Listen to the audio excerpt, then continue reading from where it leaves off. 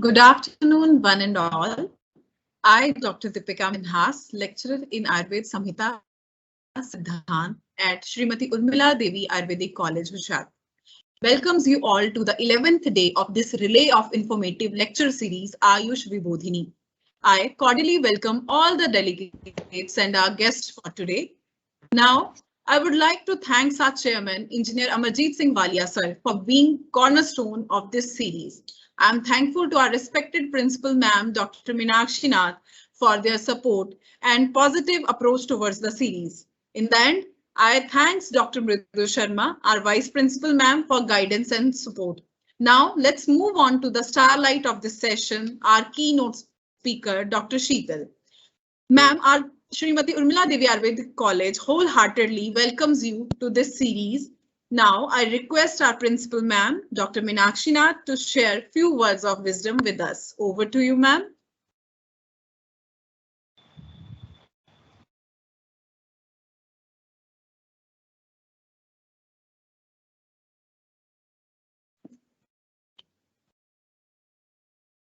Thanks, Dr. Deepika. An auspicious noon and welcome to all the delegates who have joined in on the 11th day of Ayush Vibodhini series conducted by Srimati Urmila Devi Ayurvedic College, Hoshiarpur. First of all, I take this opportunity to congratulate our student Diksha from third year BMS from this platform. She has secured third position in Charak Bhashitam 2021 conducted by Government Ayurveda Research Center, Mysuru. A total of 381 students from all over the India participated in this event, and it is indeed a great achievement on the part of Diksha to get third rank. I congratulate Department of Samhita and Siddhant, especially Dr. Deepika Minhas, for guiding and supporting Diksha throughout this journey. You have brought laurels to our institute, Diksha, and Department of Samhita and Siddhant. Now I welcome our guest speaker for today, Dr. Sheetal from Uttarakhand Ayurveda University, Haridwar. Dr. Sheetal has been an exemplary student from Rajiv Gandhi Government Postgraduate Ayurvedic Institute, Paprola. And I am sure we will gain a lot of knowledge from her lecture, Understanding Mahakusht using Upman Praman. Once again, thank you, Dr. Sheetal, for accepting our invitation so wholeheartedly and so warmly. Over to you, Dr. Deepika, now.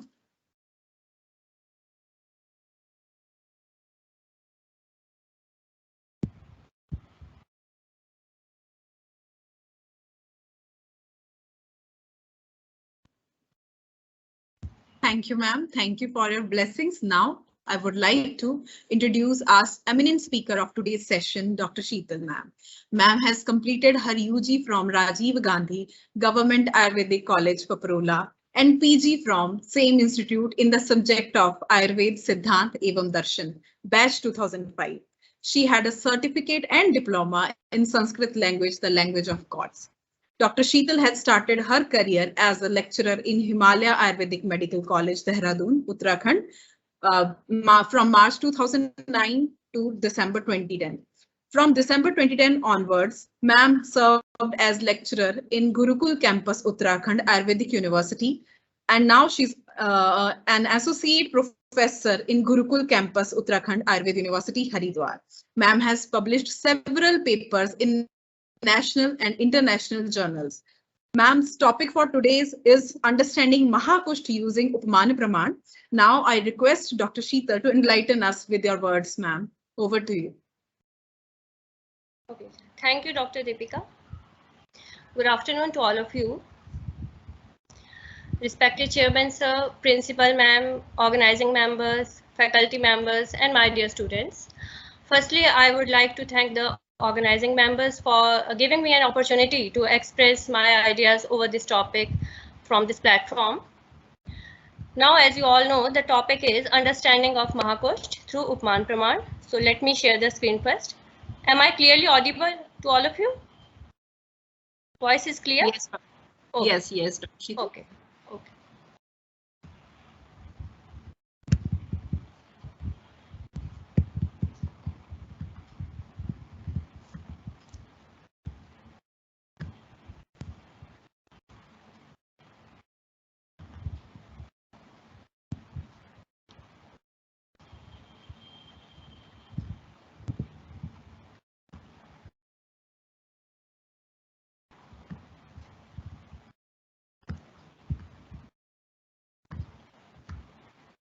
Okay, PPT is visible? Yes, Doctor, PPT is visible. Okay, so let's start today's lecture. The topic is Understanding Mahakushta through Upman Praman. So as the heading shows, it can be divided into two subheadings. Firstly, Upman Praman, and secondly, Mahakushta. To understand the morphology of Mahakushta in terms of our Samhitas, what Acharya Charak has said, we must first of all have a clear idea about Upman Praman. As you all know, Upman Praman is a tool of learning, a tool of knowledge, and through it we can easily understand the morphology of Mahakushta. Now, going further, we all know that Upman Praman has been described in our darshans and Samhitas as a tool of learning.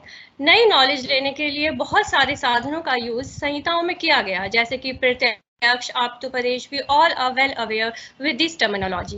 Now, firstly, थोड़ी देर के लिए हम सभी अपने first year के classroom में पहुंच जाते हैं, BAMS फर्स्ट ईयर, जहां पर हम इसकी डेफिनेशन और कुछ एग्जांपल्स को बहुत अच्छी तरह से लर्न करते थे, जस्ट टू परफॉर्म अ टिप्पणी of 4 marks that light the Lakshan of Upman Praman along with example. And we used to study this line as shown in the screen as a Lakshan, प्रसिद्ध साधर्म्यात् साध्य साधनम उपमानम, that is किसी famous entity के through किसी unknown चीज का ज्ञान पा लेना, इस बेस पे कि उन दोनों में कुछ ना कुछ सिमिलैरिटीज है. अननोन वस्तु हमारे सामने नहीं है, लेकिन कुछ सिमिलैरिटीज की वजह से फ्यूचर में हम उसे डिनोट कर सकते हैं कि हमने इस वस्तु के बारे में कुछ ना कुछ ज्ञान प्राप्त किया है. टू थिंग्स जो हमें माइंड में रखनी है, ये कि एक फेमस चीज है जिसके बारे में हमने नॉलेज गेन की है, और उससे मिलती जुलती, दैट इज साधर्म्य भाव वाली एक अननोन, अनफेमस, नॉन फेमस चीज है जिसके बारे में फ्यूचर में हमें ज्ञान प्राप्त हो सकता है. इतना हमने उस टाइम पढ़ा. Again back into the first year classroom of पदार्थ विज्ञान, कि हम यही एग्जाम्पल उसमें करते थे कि गाय को देखकर गव्य का ज्ञान. थोड़ा सा फिर से मैं उस स्टोरी में जाऊंगी, थोड़ा सा फिर से अपने मेमोरी सेल्स पे हम थोड़ा सा उसको प्रेशराइज करते हैं कि हम यही एग्जाम्पल मोस्टली पढ़ते थे कि देयर वाज अ स्टोरी कि एक अर्बन व्यक्ति, शहरी आदमी एक जंगल के बाहर किसी किसान से मिलता है, and he was very curious to know about the organism गव्य. तो उसने कभी गव्य को नहीं देखा, तो वो पूछता है कि गव्य कैसा दिखता है, और वो किसान बहुत ही सरल शब्दों में उसे कहता है कि गाय की तरह जो भी जानवर गाय से मिलता जुलता, दैट इज सादृश्य भाव. सादृश्य भाव के थ्रू गाय से मिलता जुलता जो ऑर्गेनिज्म आपको जंगल में दिखेगा, दैट इज गव्य. तो इस तरह की नॉलेज का जो बेस है, जैसे कि सामने स्क्रीन पे भी है, दैट सादृश्य ज्ञान, और इस टूल को उपमान प्रमाण कहा गया. We all know about it, just ये एक रिमाइंडर था उस स्टोरी को याद दिलाने का. तो फ्यूचर में उसी स्टोरी को कंटिन्यू करते हुए कि फिर जब वो व्यक्ति जंगल में गया और उसे एक गाय से मिलता जुलता एक जानवर जब वहां दिखा, तो क्या हुआ ये कि अब वो उस ऑर्गेनिज्म को एक नाम देने में सक्षम था, दैट इज नॉमेनक्लेचर, उसको डिनोट करने में सक्षम था कि ये ही वो ऑर्गेनिज्म है जिसे गव्य कहा जाता है. और इसमें खास बात एक ये थी कि उसने पहले इस ऑर्गेनिज्म का जो प्रत्यक्ष था वो नहीं किया हुआ था, केवल सिमिलैरिटी के बेस पे, दैट इज सादृश्य भाव के अकॉर्डिंग ही वो एक नई नॉलेज, एक नए नॉमेनक्लेचर, एक नए ऑर्गेनिज्म को डिनोट करने में सक्षम था. This was all we used to study in पदार्थ विज्ञान. बट नाउ वी सी कि ये जो सादृश्य भाव पे इन्होंने इतना ज्यादा स्ट्रेस किया कि सादृश्य भाव होना चाहिए, और वो भी किसी फेमस वस्तु से, क्या इसका कुछ हमारी मेमोरी से, हमारे जो मेमोरी प्रोसेसिंग सिस्टम है, क्या उससे कुछ लेना देना है? तो इसका जवाब हमें आयुर्वेद में ही मिल जाता है.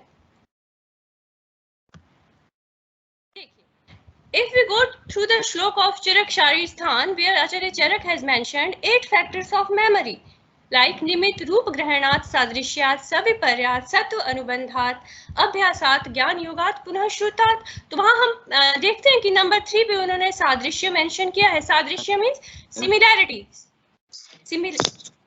सिमिलैरिटी को फोकस करके. अब देखिए ये जो नीचे इमेज है, where these 2 persons are present, इनका सादृश्य भाव है किसी से. इनका सादृश्य भाव मुझे याद दिला देता है हमारे 2 हैंडसम एक्टर्स के बारे में, that is Anil Kapoor and Shashi Kapoor. It means the similarity, जो सिमिलैरिटी फैक्टर जो यहाँ आचार्य चरक ने भी मेंशन किया है सादृश्य में, it acts as a stimulus in our storage system. और उस स्टोरेज सिस्टम में जो हमारे information saved है that comes to the present scenario from storage because of similarity something comes to the present scenario कि हाँ मुझे याद आ गई अनिल कपूर और शशि कपूर की।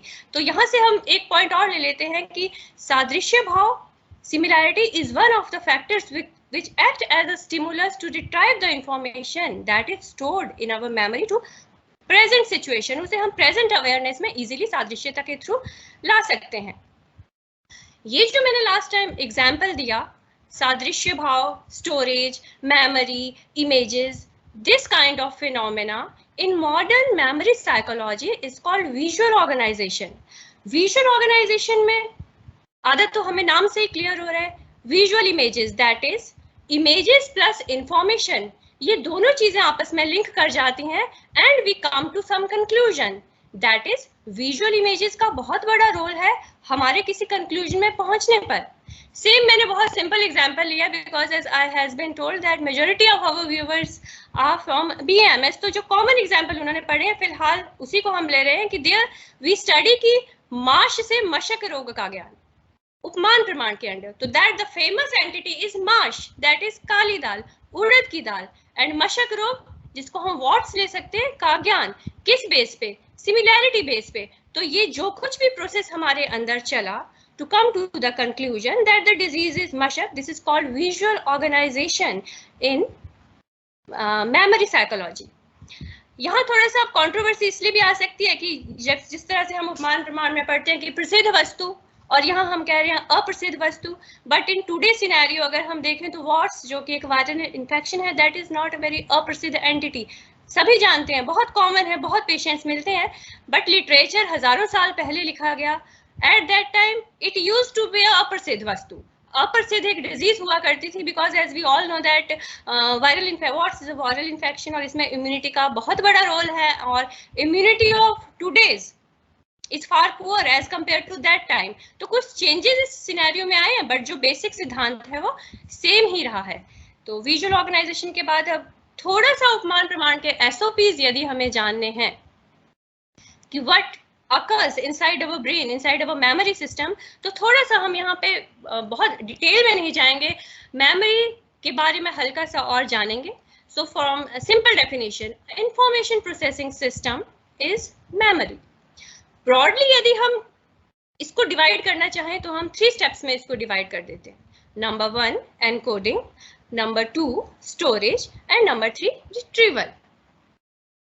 बहुत सिंपल है इन तीनों टर्म्स को कम ही बताऊंगी ताकि कम बिल्कुल दिमाग में रिटेन हो सके। एनकोडिंग मींस इनपुट, इंफॉर्मेशन को अंदर लेना। आफ्टर एनकोडिंग कम्स स्टोरेज, भाई इनपुट तो ले लिया, इंफॉर्मेशन तो ले ली, बट उसे कहीं स्टोर तो करना है, उसे कहीं रखना तो है, वो रखना और वो retention is called storage. And thirdly store में तो पड़ी है लेकिन जरूरत आने पर वो बाहर भी तो आए, वो सामने तो आए, getting the information out of storage, present में हमारी अवेयरनेस में हमारी कॉन्शियसनेस में वो चीज तो आए जो हमने स्टोर की है, दैट इज रिट्रीवल। इन तीनों स्टेजेस को हम एक बड़ी simple day to day activity से भी कोरिलेट करके समझ सकते हैं। हम बहुत सारा सामान ले आए और अब हमें वो फ्रिज में रखना है, तो इनपुट फ्रिज में हम सामान रख रहे हैं, दैट इज एनकोडिंग। हमने सारा सामान फ्रिज में रख दिया 3 डेज तक, 4 डेज तक, दैट इज स्टोरेज, सामान वहां है। जरूरत पड़ने पर फ्रिज खोलकर गर्मी होने पर हमने उसमें से कोल्ड ड्रिंक निकाला, दैट इज रिट्रीवल। तो इस सिंपल सी एक सिमिली से इन तीनों टर्म्स को हमेशा याद रखिए related to memory. In short encoding, storage and retrieval, these 3 steps जब हम एसओपीज करेंगे उपमान प्रमाण में तो वहां आएंगे, तो वहां फिर से हम इन टर्म्स के बारे में कुछ समझने की कोशिश करेंगे।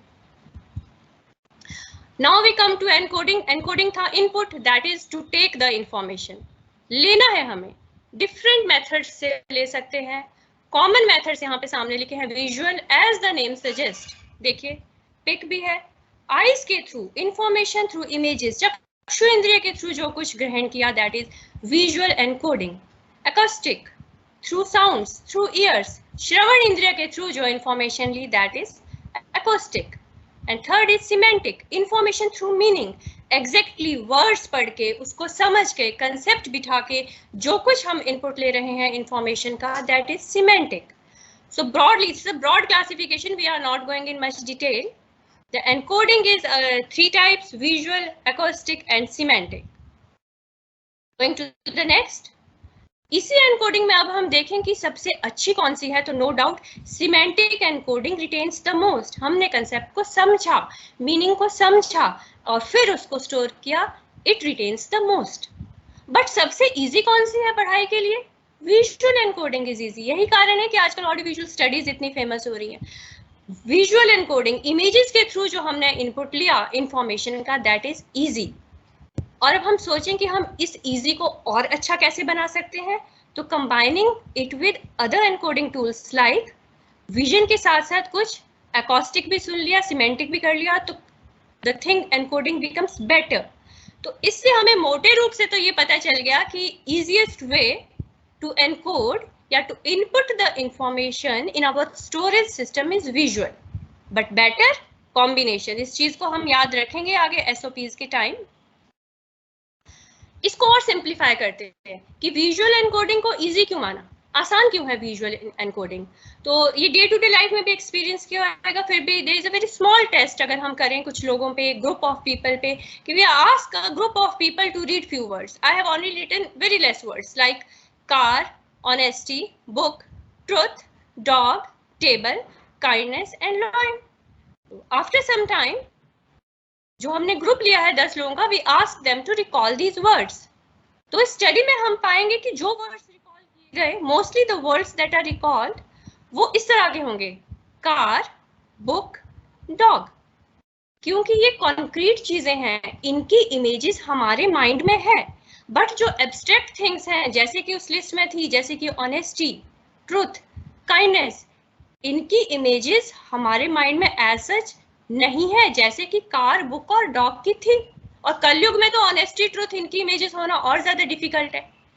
तो ये सिंपल से टेस्ट से, जो कि डे टू डे लाइफ में भी हमने एक्सपीरियंस किया होगा, वी कम टू कंक्लूजन कि स्टोरेज में जो चीज है उसे वापस प्रेजेंट में लाना, that is to recall the things, becomes easy if mental pictures are there in our mind. Pictures की बात की जा रही है, साधर्मिता की बात की जा रही है, जो कि उपमान प्रमाण की एसओपीज में हम देखेंगे. कोडिंग के बारे में 2 चीजें एटलीस्ट माइंड में रखनी है, that is visual encoding is easy, और अगर उसको हम किसी और चीज के साथ कंबाइन कर देंगे लाइक एकॉस्टिक एनकोडिंग, तो it will become better. Next, storage. See the mother, कितनी एंग्शियस है मदर एंड द किड. पढ़ तो लिया, स्टोर क्या क्या करें. These are the books of history, maths, science. अब स्टोर करने के लिए भी हमें कुछ ना कुछ इजी तो ढूंढना ही होगा. Now see, the easiest way to get the things stored in our brain is pair the concepts with meaningful images. Images यदि हम concepts के साथ pair कर रहे हैं तो storage will be better. Now let's see the wordings of Dr. Lionel Bullmark, a famous memory psychologist. I am reading it. Unless our ideas are hooked onto an image, they will go in one ear, sail through the brain and go out the other ear. Images go directly into long-term memory. Now we are talking about second step storage. देखिए इन्होंने वही बात लिख दी, एक कान से सुना और दूसरे से बाहर निकल गया. But if we incorporate images, तो ये वाली बात नहीं होगी कि एक कान से सुना और दूसरे से बाहर निकल गया. क्यों? Because हमारी जो images है वो हमारी long-term memory में स्टोर हो जाती है. This is again the benefit of images या visual encoding, that is visual encode की बेटर स्टोरेज भी है. ठीक है, तो ये again the positive point that comes here. To continue with the storage, various experiments have been done in memory psychology and the conclusion is that कि 3-4 दिन बाद जितना कुछ सुना होता है सपोज किसी टॉपिक के बारे में, we retain only 10 to 20% of that. But अगर हम विजुअल एनकोडिंग की बात करें, विजुअल इंफॉर्मेशन की बात करें, तो रिटेंशन ज्यादा है. After 3-4 days 60% of visual information get stored. तो यहाँ पे फिर से बेनिफिट आ गया कि विजुअल एनकोडिंग की स्टोरेज भी बहुत अच्छी है. क्यों है ये बिल्कुल सामने लिखा है कि ड्यूल स्टोरेज है, डबल स्टोरेज, कि वो जो विजुअल या पिक्चर हमने देखी वो उस रूप में तो स्टोर हो ही जाती है, बट साथ में वो वर्ड के फॉर्म में भी स्टोर हो जाती है. कि एक रसगुल्ले की पिक्चर यदि हमारे माइंड में है तो साथ में वर्ड भी स्टोर हुआ है कि दिस इज रसगुल्ला. तो that is the beauty of visual encoding कि पहले तो विजुअल एनकोडिंग इजी है और सेकंड पॉइंट विजुअल एनकोडिंग की स्टोरेज भी बहुत अच्छी है. It gets directly stored into long term memory. इतना ही हमें याद रखना है. स्टोरेज में भी हम इससे ज्यादा डिटेल में नहीं जाएंगे. See the kid, he is the same kid जिसकी मदर जो है उसको ब्रेन में सब कुछ स्टोर करने की कोशिश कर रही थी. अब स्टोरेज भी हो गई. स्टोरेज के बाद अब उसे बाहर भी तो निकालना है कि हमने क्या है हमारे ब्रेन में स्टोर्ड, और वो बाहर निकालना है. एक समय है टेस्ट. अब टेस्ट है, अब इनके दिमाग में क्या क्या स्टोर हुआ है, it has to come out. Now there are two words, recall and recognition. इसको समझिए दो तरह के टेस्ट से. फर्स्ट टेस्ट इज एसे या fill in the blanks. Only the topic is given and you have to write the essay. And the second test is multiple choice questions या matching. ठीक है, मैच द वर्ड्स या इस तरह से, या fill in the blanks with hints. तो obviously इसमें कौन सा इजी है? एवरीबॉडी विल से कि एक ऐसे या फिल इन द ब्लैंक्स में से ज्यादा इजी तो मल्टीपल चॉइस क्वेश्चंस हैं. And this type of retrieval that is store से इंफॉर्मेशन को प्रेजेंट कॉन्शियसनेस में लाना, प्रेजेंट टाइम में लाना, दिस इज कॉल्ड रिट्रीवल. तो इसमें रिकॉल और रिकॉग्निशन में इजी कौन सा है? Obviously the MCQ type of test. Again ये दो टर्म्स बहुत इंपॉर्टेंट है एसओपीज ऑफ उपमान प्रमाण को समझने के लिए. We will understand, we will repeat the previous slide with this different example. Two things are there. Firstly, recall. The question is, who is the President of India? We have only two hints. President, India. And here, is Rajendra Prasad the President of India? एक extra clue add हो गया, that is Rajendra Prasad, President and India. तो obviously, which one is easy?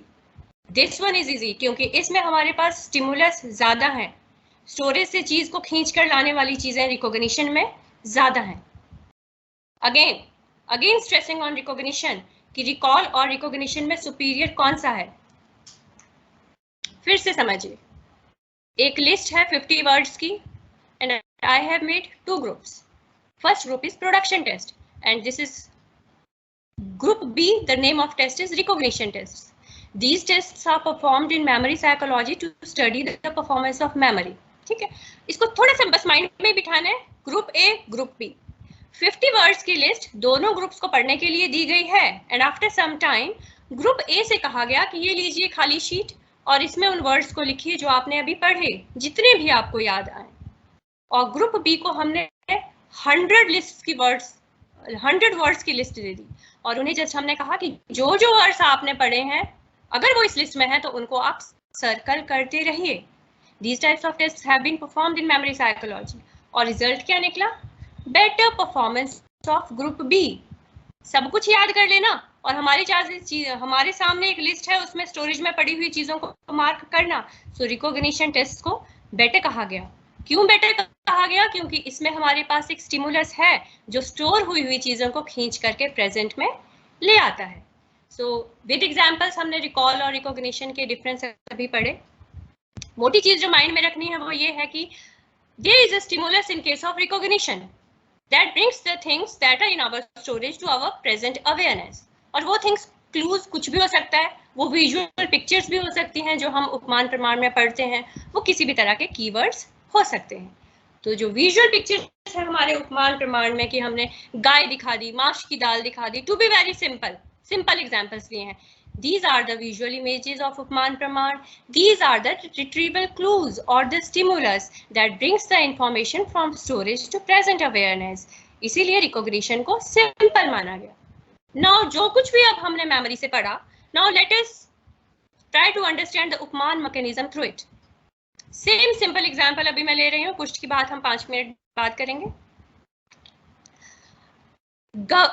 इस disease का ही example लेते हैं. This is धनुष और ये धनुस्तंभ व्याधि. आप्त के द्वारा ज्ञान, धनुष के समान धनुस्तंभ व्याधि. साथ में धनुष के दर्शन भी करवा दिए. तो दो एनकोडिंग यहाँ पे हुई, विजुअल एनकोडिंग और एक्रोस्टिक एनकोडिंग. और अभी मैंने आपको बताया कि visual encoding is easy, but if we combine it with other encoding it becomes better. तो एनकोडिंग यहाँ पे देखिए बेटर हो गई. नेक्स्ट स्टोरेज तो बेटर होनी है, क्योंकि हमने अभी पढ़ा है कि जब विजुअल्स या विजुअल पिक्चर्स की स्टोरेज होती है तो वो ड्यूल स्टोरेज होती है। Dual storage directly goes into long term memory. तो देखिए यहाँ पे स्टोरेज भी अच्छी हो गई। नाउ द थर्ड, कि स्टोर से अब चीज को प्रेजेंट में लाना है, तो यहाँ पे जैसे ही हमने ये देखा इस तरह का पेशेंट ओपिस्थोटोनस पोजीशन में, तो एकदम हमारे माइंड में क्लू आ गया, एक स्टिमुलस मिल गया, and it will bring the information to present situation. और जस्ट जो मैंने कहा था उपमान प्रमाण में हम एक नॉमेनक्लेचर देते हैं, एक डिनोट कर देते हैं बॉडी को, तो हमने एकदम नॉमेनक्लेचर दे दिया कि this is the patient of धनु स्तंभ। सो देखिए, everything is best in it: encoding, storage and retrieval by recognition. That makes the whole phenomena very easy. Now again the SOPs of Upamiti with again Upamiti Karanam, Upmanam. These are the standard operating procedures of Upman. Again one simple example, तिल सदृश तिल कालक बताया गया आप पुरुष के द्वारा, टीचर के द्वारा, that is acoustic encoding. साथ में पिक्चर भी दिखा दी, that is visual encoding. Okay, visual encoding along with images and words, dual storage. In future, retrieval clue या recognition clue, that is face पे तिल के सदृश marks. And देखिए, retrieval clue brings the things that we have seen previously or stored in the memory back to the future, and here we are able to denote that pathology as til kala. Okay, these are the simple examples. ठीक है, basics जो हमने first year में हम ये 3-4 examples पढ़ते हैं. Now we come to the topic kushtha. Okay, as we all know, kushtha word जो है आयुर्वेद में बहुत सारी स्किन डिजीजेस को डिनोट करता है. ऑलमोस्ट मतलब maximum number of skin diseases जो हैं वो कुष्ठ के अंडर ही है. हालांकि कुछ हमें क्षुद्र रोग वगैरह में भी मिलती हैं, लेकिन presently we are dealing with the mahakushtha. Okay, so we go with, सबसे पहले तो ये बात सभी को क्लियर है कि स्किन डिजीजेस कुष्ठ वर्ड, ठीक है, synonyms in Ayurveda. Firstly we go with the nirukti. It's a bit textual but we go through it. कुष्णाति वपु इति कुष्ठम, कि कुष्ठ किसको कहा गया कि जो शरीर को, वपु मीन्स शरीर, थोड़ा सा बुरा बना दे, कुत्सित कर दे. ठीक है, स्किन को थोड़ा सा बुरा कर दिया पैथोलॉजी ने, डिजीज पैथोलॉजी में. बट इटाइमोलॉजी से ज्यादा अभी हमें पिक्चर क्लियर नहीं हो रही है, बिकॉज ऐसी बहुत सारी डिजीजेस हैं और भी जो हमारे शरीर को बुरा कर देती हैं, जैसे क्षुद्र रोग भी हैं. ठीक है, so we go to this feature. Here I have not written the reference but it is from Charak Chikitsa कुष्ठ अध्याय. तो वहां पे मॉर्फोलॉजी डिस्क्राइब करने से पहले श्लोक में ये शब्द आ गया, विशेषतः स्पर्शन घना नाम. स्पर्शन को हम इंटरप्रेट दो तरह से कर लें. स्पर्श अधिष्ठान, दैट इज त्वचा, दैट इज त्वचा पे जहां पे पैथोलॉजी हमें नजर आए, दैट इज कुष्ठ. ठीक, और यदि हम स्पर्शन इंद्रिय ले लें, त्वचा जिसका अधिष्ठान है, तो देन दिस वर्ड डिनोट्स कि कुछ ना कुछ डिरेंजमेंट जो है टेक्टाइल परसेप्शन में भी आएगी. तो स्पर्शन घना नाम जो फीचर है, that is seen in mahakushtha. As we all know कि महाकुष्ठ का जो कोरिलेट किया जाता है वो लेप्रोटिक लीजन से किया जाता है. So before describing the morphology of mahakushtha या कुष्ठ, ये फीचर चरक संहिता में हमें मिलता है, जिसको हम मैं तो यूजुअली इसको दोनों फॉर्म से समझती हूँ कि derangement of skin plus derangement of sparshan indriya. ठीक है, इसके बाद जब उन्होंने मॉर्फोलॉजी डिस्क्राइब की या फीचर्स बताए कुष्ठ के, स्पर्श से रिलेटेड कोई बात नहीं की, केवल अपीयरेंस से रिलेटेड बात की गई है. तो इसलिए इस पॉइंट को समझना पहले जरूरी है कि स्पर्शन घना नाम तो कार्डिनल फीचर हमें मान ही लेना चाहिए कुष्ठ का. Now going to the classification of kushtha. We all know second year में, थर्ड ईयर में, this is a reference from Charak Samhita. Charak Samhita को ही बेस बना के लिया गया है, because the bhed of kushtha differ हैं कुछ कुछ संहिताओं में. तो कुष्ठ भेद में 2 कैटेगरीज मान ली गई हैं, महाकुष्ठ एंड क्षुद्र कुष्ठ, और महाकुष्ठ के फिर 7 भेद किए गए हैं. In today's lecture we will understand the morphology of mahakushtha only. Few slides regarding modern dermatology. कि मॉर्फोलॉजी डर्मेटोलॉजी में इतनी इंपॉर्टेंट क्यों है? क्योंकि मॉर्फोलॉजी ही डर्मेटोलॉजिकल डायग्नोसिस का की कंपोनेंट है. मॉर्फोलॉजी देखकर ही आप बता सकते हो कि ये कौन सी डिजीज है. अबाउट 90% ऑफ डायग्नोसिस जो है वो मॉर्फोलॉजी के थ्रू हो जाएंगे. ठीक है, और different types of terminology is used to describe different types of lesions in modern dermatology also. ठीक है, जैसे कि a type of lesion like macule, their distribution arrangement. और जब हम आगे चरक पढ़ेंगे तो वहाँ भी हम देखेंगे कि आचार्य चरक has also mentioned the type of lesion, about their shapes, about their distribution, about their arrangement. Each and every corner has been touched years before by Acharya Charak. Not going in much detail, बहुत simple. Only 5 terms we will study here. Macule. It is a flat lesion, small in size. ठीक है, बहुत ज्यादा नहीं, only flat lesion, raised नहीं है, ना ही depressed है, small in size. When it becomes big, we call it patch. दाना type का lesion, solid raised lesion. When it is small, it is called papule. ठीक है, जैसे पीढ़ी का चीता, इस टाइप के वर्ड्स आते हैं आयुर्वेद में, दैट इज पैप्यूल. यही रेज्ड लीजन जब बड़ा हो जाएगा तो इट इज कॉल्ड नोड्यूल. ये वर्ड्स अभी आगे आएंगे, इसलिए थोड़ा सा प्लीज माइंड में रखिए. एंड प्लेग इज एन इंड्यूरेटेड, इंड्यूरेटेड मतलब थोड़ा सख्त सा एरिया स्किन का, बड़े साइज का, दैट इज प्लेग, जो रेज्ड भी हो सकता है और डिप्रेस्ड भी हो सकता है. ठीक है, तो this is very common terminology. Flat lesion macule, big flat lesion patch, small raised lesion papule, big raised lesion nodule, and a big lesion which is indurated, that is hard, is plaque. So now let's come to महाकुष्ठ. ये 7 भेद हैं कुष्ठ के, और जब हम इनका nomenclature देखेंगे तो देखेंगे कि उपमा के आधार पर, दैट इज एक कंपैरिजन किया गया है किसी प्रसिद्ध वस्तु से और उसके किसी गुण के थ्रू मॉर्फोलॉजी को आचार्य चरक ने बताया है. So we go through the names: Kapal Kusht, Audumbar Kusht, Mandal Kusht, Rishyajiva Kusht, Pundarik Kusht, Sidhm Kusht, and Kakada Kusht. This is the doshis predominance. Now we first of all start with Kapal Kusht. Krishna Arun Kapal Abham Yad Ruksham Parusham Tanu Kapalam Tod Bahulam Tat Kushtam Vishmam Samritam. अब इसमें यदि हम देखें कि सादृश्य भाव वाली entity, that is प्रसिद्ध वस्तु क्या ली गई है, तो दैट इज कपाल. कपाल है. और कौन सा सादृश्य भाव लिया है, दैट इज वर्ण की, और इन्होंने इंगित किया है कि वर्ण will be like that of कपाल. नाउ गोइंग फर्दर, कपाल है क्या? घर, खरपरह, स्थालिका का टुकड़ा या टूटे हुए अर्दन पॉट का एक टुकड़ा, दैट इज कपाल. डिफरेंट शेड्स होते हैं, पर मोस्टली यदि हम देखें तो ये बिल्कुल सेंटर में जो पिक है कि थोड़ा सा ब्राउनिश विद इरेडिमेटस टिंज कपाल. और भी वर्ण बताए हैं, जैसे कि अरुण, तो अरुण वर्ण क्या है, जो सुबह डॉन, जैसे सूरज हल्का सा निकल रहा होता है उस समय जो वर्ण होता है, दैट इज ब्राउनिश सा लीजन, हल्की सी लालिमा लिए हुए, जैसे कि कपाल में हमें मिलता है, दैट लीजन विल बी कपाल कुष्ठ. लेकिन कपाल वर्ण से और भी बहुत सारी चीजें क्लियर हो रही हैं. कपाल देखिए, कपाल की यदि हम शेप देखें तो it is depressed from the centre and raised from the periphery, and same wordings have been utilized like तनुनी उद्धृत बही, अंदर से तनु और बाहर से उभरा हुआ. तो such type of lesions are present in atrophy. जैसे सेंटर में lesions यदि atrophy हो जाती है सेल्स की, तो वहां पर centrally depressed कपाल की तरह और साइड से raised. और ये देखिए बिल्कुल कपाल आभम, जैसे मैंने कहा brownish with little erythema. तो इस तरह के जो lesions हैं वो कपाल कुष्ठ में लिए जा सकते हैं. Plus one more thing is there. They have also used the word vishamam. ठीक है, vishamam. According to Tika, it's dushchikitsa, treatment is difficult. But then they again has used the word visham visritani, that is irregular spread. Irregular spread means जो borders होंगे वो geographical होंगे, जिसे modern में हम geographical terminology use करते हैं. तो ये सारी चीजें, that is coloration plus centrally depressed with raised margins and geographical margins. Geographical margins जो बिल्कुल इसमें ये विजिबल हो रहे हैं कि टेढ़ा मेढ़ा, geographical margins, ये सभी चीजें कपाल वर्ड के यूज करने से हमारे सामने आ रही हैं.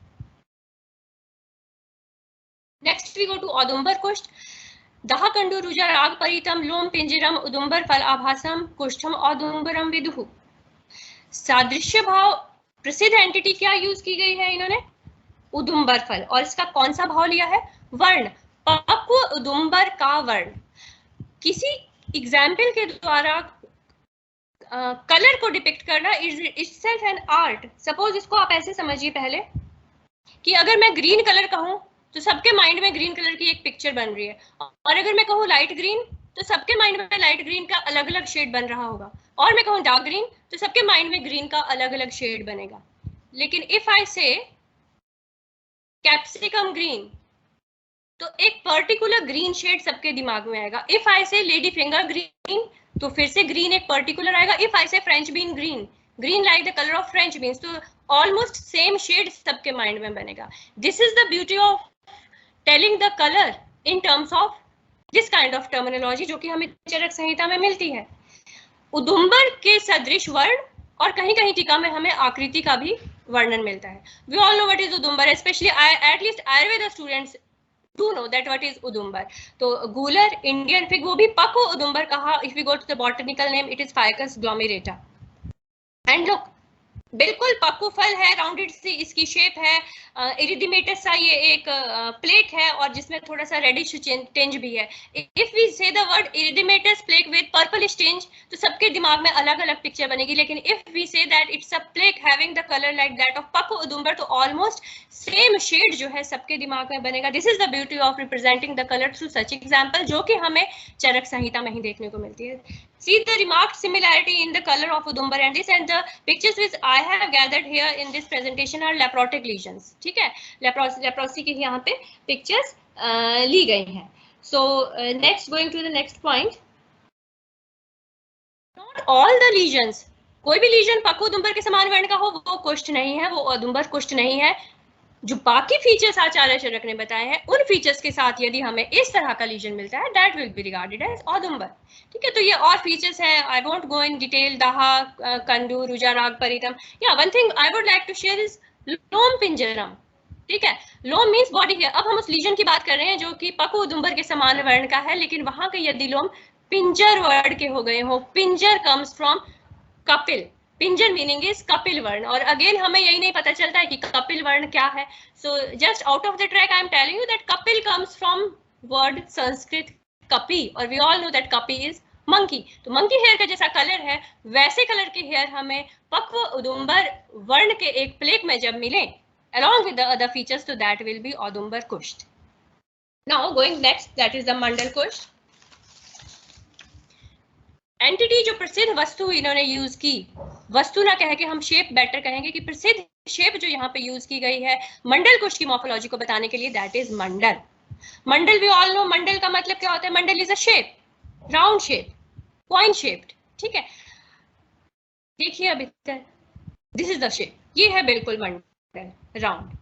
इस राउंड शेप को जाने बिना जो इन्होंने ये वर्ड यूज किया है अन्योन्य संसक्तम, हम इस फीचर को भी नहीं समझ सकते. कैसे? अन्योन्य संसक्तम मींस एक दूसरे में मिल जाना. एक दूसरे में कोई चीज कब मिलेगी? दैट इज डिजीज प्रोग्रेस कर रही है.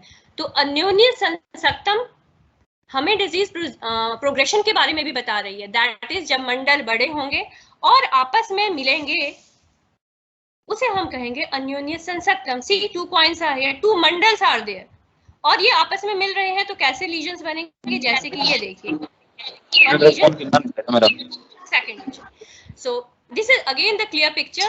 मंडल देखिए पॉइंट शेप्ड, अन्योन्य संसक्तम देखिए 2 मंडल आपस में मिले तो इस तरह की शेप. डिजीज प्रोग्रेस कर रही है. And again the line is that कोई भी मंडल लीजन जो है वो मंडल कुष्ठ नहीं है. Other features are also mentioned like शुक्ल रक्तआभ उत्सेधम. तो देखिए इस लीजन में हमें शुक्लता दैट इज व्हाइटिशनेस, रक्ताभ दैट इज इरिदिमा भी नजर आ रहा है और उत्सेद, हालांकि उत्सेद is the matter of palpation पर यहाँ नजर भी आ रहा है. Next we go for rishyajiva. Rishyajiva is very interesting.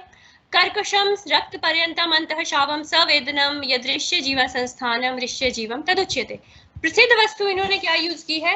Rishya, और वो भी ऋष्य की जीवा और उसकी भी आकृति. अब सबसे पहली प्रॉब्लम तो हम लोगों के पास यही आ जाती है कि व्हाट इज ऋष्य, आखिर है क्या? But if we go through Hindi commentaries, Hindi books of Charak, कहीं लिखा होता है कि इट्स अ रीच. ऋष्य जो है वो रीछ है, भालू है. But if we go through Chakrapani, हम इसका वहां आते नील अंडः हरिणः, that is it is a harin with blue testicles. But again उपमान प्रमाण के अकॉर्डिंग तो ऋष्य जो है वो बहुत ही एक कॉमन और प्रसिद्ध वस्तु होनी चाहिए. पर आज के परिप्रेक्ष्य में देखें तो मैंने भी एक डियर को जो है वो जू में ही देखा है और वो भी बहुत दूर से देखा है. तो it clearly shows that people used to be close to nature at that time, कि उनके लिए ऋष्य तो एक प्रसिद्ध चीज थी ही, बट साथ में उसकी जीवा भी, they were well aware of the fact कि उसकी जीवा दिखती कैसी है। एज सच मुझे नेट में ज्यादा मटेरियल मिला ही नहीं ऋष्य जीवा के बारे में, but still we can conclude from this grass that is deer tongue grass. ऋष्य means deer, okay, and deer tongue हरिण की जीभ की तरह ये ग्रास। वाई? इसकी लीफ की शेप के कारण। तो लीफ की शेप हमें साफ पता चल गया कि इट इज इलोंगेटेड, थोड़ी सी लंबी है ये, ठीक है, सेम इलोंगेटेड और कुछ राउंडेड भी है। Same terminology we find in Charak Samhita under rishya jiva, that is दीर्घ परिमंडलम, दैट इज इलोंगेटेड, कुछ राउंडेड भी है लेकिन साथ में इलोंगेटेड भी है। तो चलिए ऋष्य जीवा की शेप जो इन्होंने कहा संस्थान या आकृति, we have come to conclusion from this grass that it must be something round plus elongated. We all know कि ऋष्य जो है वो दैट इज हर्बीवोर्स। तो हर्बीवोर्स एनिमल्स जैसे कि गाय है, गाय की जीभ को बहुत लोगों ने कभी टच किया होगा, इट्स वेरी खर, ठीक है, बहुत ज्यादा खर होती है, और ऋष्य जीवा के जो लीजन्स हैं वो भी बहुत ज्यादा खर होते हैं। किस वजह से? कर्कश पीड़िका चितानी, बहुत सारी पीड़िकाएं दैट इज छोटे छोटे पैप्यूलर लीजन्स, रेज्ड पैप्यूलर लीजन्स उसमें होते हैं। लेकिन फिर भी वो गाय की जीभ और ऋष्य की जीभ में क्या डिफरेंस रहा होगा? फिर से हम यहीं से इन्फ्रेंस निकालने की कोशिश करते हैं। देखिए जो मार्जिन्स हैं यहाँ के, ये फिर भी थोड़े थोड़े से रफ हैं, लेकिन जो सेंटर है वो बिल्कुल स्मूथ है। तो ऋष्य की जीवा हम हाइपोथेटिकली सोच सकते हैं कि इसकी तरह यदि होती होगी, तो ये देखिए बिल्कुल लीजन, मार्जिन्स जो है वो पैप्यूलर है और सेंटर जो है वो स्मूथ है। Going through this elongated tongue, elongated lesions, and from deer tongue grass margins are papular, center is smooth. लेकिन again I am repeating the line, हर कोई लीजन इस तरह की मॉर्फोलॉजी का ऋष्य जीवा कुष्ठ नहीं होगा जब तक उसमें अदर फीचर्स नहीं होंगे। But look, one more feature I am telling you, रक्त पर्यंतम अंतः शावम, एंड अप्रिशिएट रक्त पर्यंतम एंड अंतः शावम। शाव means brownish color, so here the center is brown, margins are erythematous, so it's it resembles the description of Rishya Jiva as given in our Samhitas. Next we come to Pundarik Kusht, सश्वेतम रक्त पर्यंतम पुंडरीक दल उपमा स उत्सेधम च सदाहम च पुंडरीकम तदुच्यते। प्रसिद्ध entity, प्रसिद्ध वस्तु क्या है? पुंडरीक, और उसका भी इन्होंने क्या सादृश्य भाव लिया है? दल। Again if we go through different Hindi books of Charak also, तो कई जगह दल लिखा होगा कि petals of kamal, but actually dal is not petal, it's the leaf, the biggest mistake. Okay, so what is pundarik? Now कमल के बारे में हम सोचें तो उसकी 2 वैरायटीज जैसे बताई गई हैं, रक्त कमल एंड श्वेत कमल। तो श्वेत कमल is Pundarik, this is Pundarik, Nilambo nucifera, and see there is a great difference between the petal shape of petals and shape of leaves. So Pundarik dal is leaf. What is the major characteristic of leaf? Chakrakar, see the shape. तो चक्राकार तो और भी बहुत सारी चीजें हैं, round है, मंडल भी राउंड होता है। So what's the next thing which is famous about it leaves is that leaves are big and round. They can attain the size of even 25 inches. तो दो चीजें हमारे माइंड में आ गई कि जो लीजन है वो चक्राकार होंगे, राउंडेड होंगे, ठीक है, और राउंडेड के साथ साथ वो बड़े भी होंगे उसके लीव्स की तरह। और साथ में उन्होंने कलर भी बता दिया। कलर उन्होंने कहा है कि रक्त पर्यंतम सश्वेतम। तो देखिए ये बिल्कुल लीजन, इट्स चक्राकार, ओके, रक्त पर्यंतम, अंदर सश्वेतम, and it's size here, these are big size, ठीक है। तो this morphology matches with the description given about Pundarik Kusht in Charak Samhita. Now next come to the Siddham Kusht. Shvetam tamram tanu cha yadrajo घृष्टम विमुंचति अलाबु पुष्प वर्णम तत् सिद्धम प्रायण च उर्सिहि। तो अलाबु पुष्प is taken here, ठीक है। सादृश्य भाव की जो प्रसिद्ध वस्तु है that is अलाबु, और जो भाव लिया है that is पुष्प वर्ण। Again what is अलाबु? This is अलाबु, है ना, बॉटल गार्ड जिसे कहते हैं, लैगिनेरिया वल्गैरिस, और इसके जो फ्लावर्स हैं वो बिल्कुल वाइट हैं। अगेन सबने नहीं देखा होगा because now we are not close to nature, farming has reduced, but still in kitchen gardens it is grown. तो बहुत लोगों ने इसको देखा भी होगा, है ना। प्रसिद्ध और अप्रसिद्ध criteria has changed in few cases, इतने लंबे साल पुरानी हम बात कर रहे हैं। तो देखिए व्हाइट कलर इन्होंने कहा, व्हाइट कलर कैसे आ गया? व्हाइट कलर के लिए इन्होंने स्पेशल मेंशन किया है, मैं फिर से श्लोक पे जाती हूँ। यद रजो घृष्टम विमुंचति, यद्रजो घृष्टम विमुंचति मीन्स हम अपने ग्लव्ड हैंड में स्कैल्पल लेके यदि हम इस लीजन को स्क्रैप करें तो व्हाइटिश डस्ट सी निकलेगी, दैट इज डस्टी स्केल्स के कारण ये व्हाइट है, बिल्कुल वैसा ही व्हाइट है जैसे कि अलाबू के पुष्प होते हैं। सो रीजन भी इन्होंने दे दिया, मॉर्फोलॉजी भी इन्होंने दे दी, और जैसे मैंने कहा कि साइट भी आचार्य चरक ने मेंशन की है, डिस्ट्रीब्यूशन उन्होंने बता दी, प्रायण उर्सी, उर मींस चेस्ट एरिया फ्रंट, दो this picture is of the back, लेकिन प्रायः मींस कि ज्यादातर उर में होते हैं पर और जगह भी हो सकते हैं। ठीक है, तो देखिए कितनी क्लिनिकल पिक्चर, कितनी एग्जैक्ट हम पे बनती है, but still in description they have mention श्वेतम ताम्रम। तो इसको ऐसा ना समझा जाए कि अभी तो इन्होंने कहा था श्वेत और अब ये कह रहे हैं ताम्र।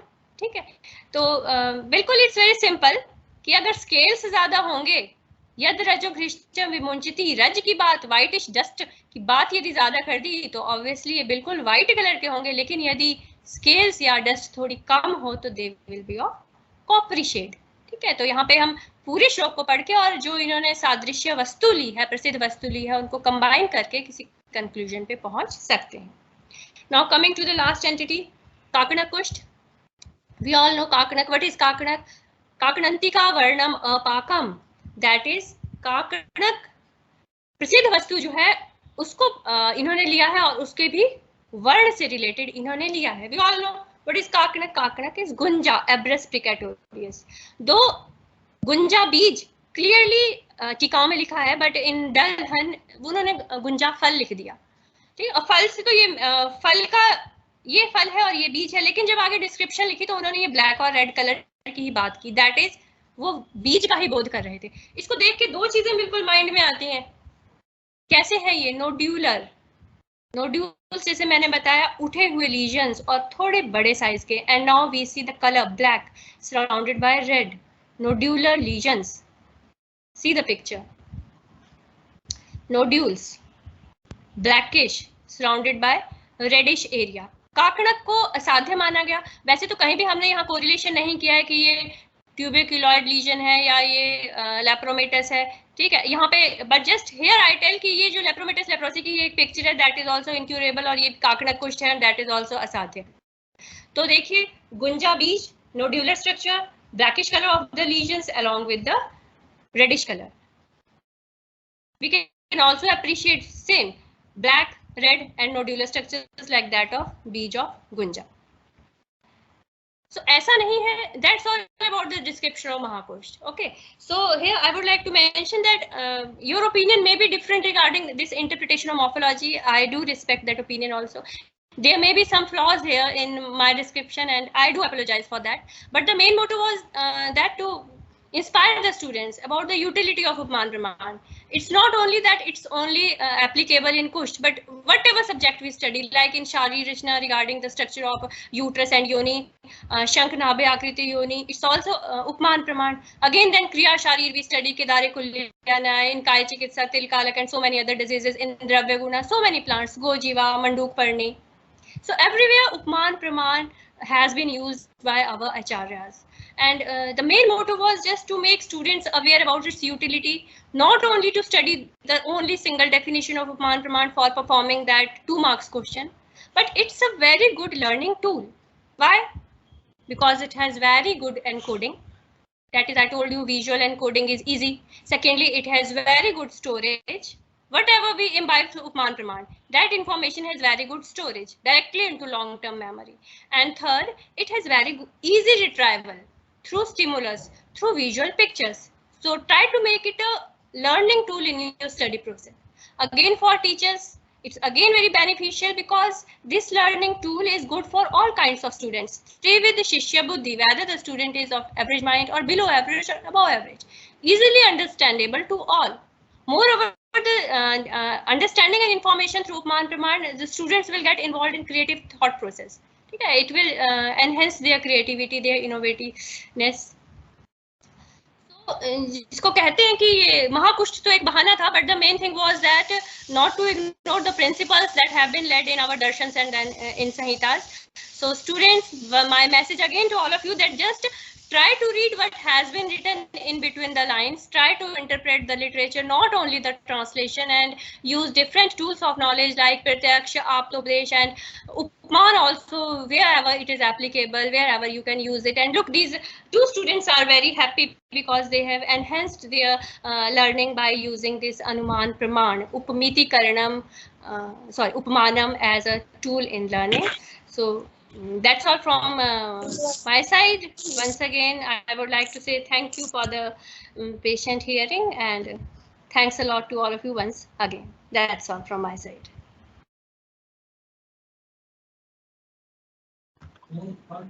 I'm very grateful to you, ma'am. You make Samhita studying fun. Thank you. Any queries? किसी को कोई question पूछना है?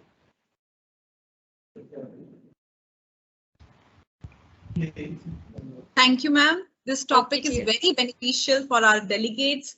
This was great session for our Ayurvedic aspirants and our Ayurvedic scholars. Thank you so much, ma'am. Thank you. Thank you. Tomorrow's lecture will be of Shalyatantra at 2 p.m. by Dr. Sudesh Gupta. Thank you all of you. Thank you very much. Okay.